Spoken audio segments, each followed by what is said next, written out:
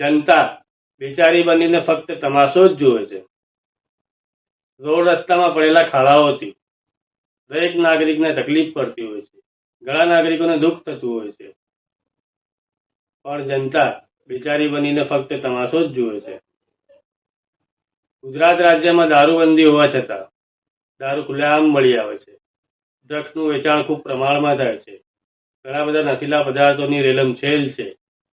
જુગારના અડ્ડાઓ ધમધમે છે, જેના કારણે આજનો યુવા વર્ગ નશાની ટેવમાં ટેવાઈ ગયું છે.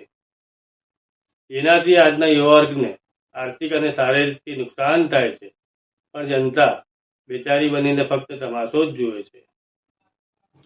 જાતિવાદના મુદ્દે સત્તાનો દુરુપયોગ કરી સત્તામાં આવેલી સત્તા પક્ષ બલાત્કાર, હત્યા, ભ્રષ્ટાચાર, અત્યાચાર, પેપર ફૂટવા, મિલાવટી ખોરાક આવી ઘણી બધી સમસ્યાઓમાં નિષ્ફળ ગયેલી સરકાર, એની સામે પણ જનતા બેચારી બનીને ફક્ત તમાશો જ જુએ છે. જાતિકરણ અને જાતિવાદના રાજનીતિના કારણે દેશની અર્થવ્યવસ્થા પર પણ અસર થાય છે, અને જાતિવાદના રાજનીતિના કારણે મધ્યમ વર્ગનો વિકાસ પણ ખોરવાયું છે. પણ જનતા બેચારી બનીને ફક્ત તમાશો જ જુએ છે.